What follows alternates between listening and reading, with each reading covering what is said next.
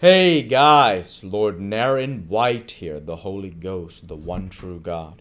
Back with you with the next video in my series reading White Fang by Jack London. Without further ado, returning to White Fang as read by Lord Naren White. She has lived with the wolves, said a third Indian. So it would seem, Three Eagles, a gray beaver answered, laying his hand on the cub. And this be the sign of it. The cub snarled a little at the touch of the hand, and the hand flew back to administer a cloud. Whereupon the cub covered its fangs and sank down submissively, while the hand, returning, rubbed behind his ears and up and down his back. This be the sign of it, Gray Beaver went on. It is plain that his mother is Quiche, but his father was a wolf. Wherefore is there in him little dog and much wolf. His fangs be white, and White Fang shall be his name. I have spoken. He is my dog, for was not Quiche my brother's dog, and is not my brother dead? The cub, who had thus received a name in the world, lay and watched. For a time the man-animals continued to make their mouth noises. Then Gray Beaver took a knife from a sheath that hung around his neck, and went into the thicket and cut a stick. White Fang watched him.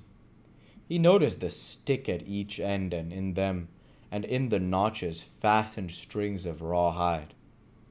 One string he tied around the throat of Quiche. Then he led her to a small pine, around which he tied the other string. White Fang followed and lay down beside her.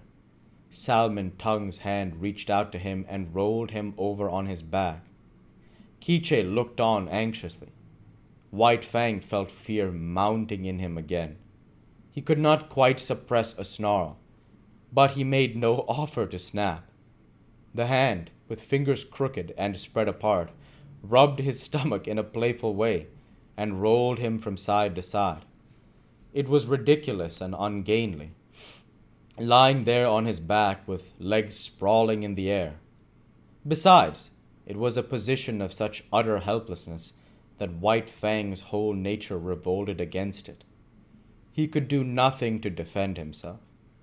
If this man-animal intended harm, White Fang knew that he could not escape it.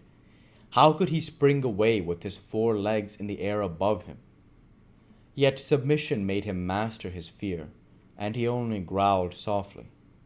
This growl he could not suppress, nor did the man-animal resent it by giving him a blow on the head. And furthermore, such was the strangeness of it, White Fang experienced an unaccountable sensation of pleasure as the hand rubbed back and forth. When he was rolled on his side, he ceased to growl. When the fingers pressed and prodded at the base of his ears, the pleasurable sensation increased.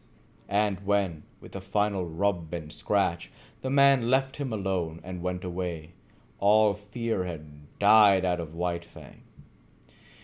He was to know fear many times in his dealing with man, yet it was a token of the fearless companionship with man that was ultimately to be his. After a time, White Fang heard strange noises approaching. He was quick in his classification, for he knew them at once for manimal noises. A few minutes later, the remainder of the tribe, strung out as it was on the march, trailed in. There were more men and many women and children, 40 souls of them, and all heavily burdened with camp equipage and outfit. Also there were many dogs, and these, with the exception of the part-grown puppies, were likewise burdened with camp outfit. On their backs in bags that fastened tightly around underneath, the dogs carried from 20 to 30 pounds of weight. White Fang had never seen the dogs before, but at sight of them he felt that they were his own kind, only somehow different. But they displayed little difference from the wolf when they discovered the cub and his mother. There was a rush. White Fang can bristled and snarled and snapped in the face of the open-mouthed oncoming wave of dogs and went down and under them, feeling the sharp slash of teeth in his body, himself biting and tearing at the legs and bellies above him. There was a great uproar. He could hear the snarl of Quiche as she fought for him, and he could hear the cries of the manimals, the sounds of clubs striking upon bodies, and the yelps of pain from the dogs so struck. Only a few seconds elapsed before he was on his feet again. He could now see the man animals driving back the dogs with clubs and stones defending him, saving him from the savage teeth of his kind that somehow was not his kind. And though there was no reason in his brain for a clear conception of so abstract a thing as justice, nevertheless, in his own way, he felt the justice of the man animals, and he knew them for what they were, makers of law and executors of law. Also, he appreciated the power with which they administered the law. Unlike any animals he had ever encountered, they did not bite or claw. They enforced their live strength with the power of dead things. Dead things did their bidding. Thus, sticks and stones, directed by these strange creatures, leaped through the air like living things, inflicting grievous hurts upon the dogs. To his mind, this was power unusual, power inconceivable, and beyond the natural, power that was godlike.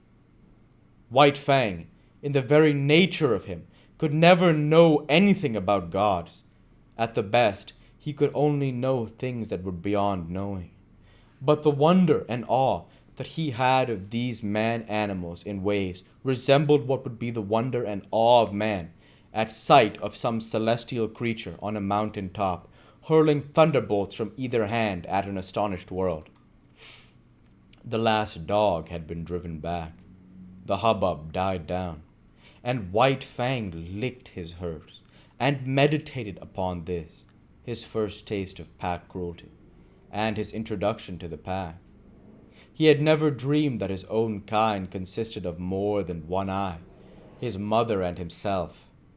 They had constituted a kind apart, and here, abruptly, he had discovered many more creatures apparently of his own kind, and there was a subconscious resentment that these, his kind at first sight, had pitched upon him and tried to destroy him. In the same way he resented his mother being tied with a stick, even though it was done by the superior man animals. It savored of the trap, of bondage, yet of the trap and of bondage he knew nothing. Freedom to roam and run and lie down at will had been his heritage. Here it was being infringed upon. His mother's movements were restricted to the length of his stick, and by the length of that same stick was he restricted, for he had not got beyond the need of his mother's side. He did not like it, nor did he like it when the man animals arose and went on with their march, for a tiny man animal took the other end of a stick and led Quiche captive behind him. And behind Quiche followed White Fang, greatly perturbed and worried by this new adventure he had entered upon. They went down the valley of the stream, far beyond White Fang's widest ranging, until they came to the end of the valley, where the stream ran into the Mackenzie River. Here, where canoes were cached on poles high in the air, and where stood fish racks for the drying of fish, camp was made, and White Fang looked on with wondering eyes. The superiority of these man animals increased with every moment. There was their mastery over all these sharp-fanged dogs. It breathed of power, but greater than that, to the wolf cub, was their mastery over things not alive, their capacity to communicate motion to unmoving things, their capacity to change the very face of the world. And we'll go ahead and stop there for this week. As usual, I want to say thank you for watching, and I hope you enjoyed. Please like, comment, and subscribe, as it greatly helps the channel. Light be with you all. Take care and thanks again.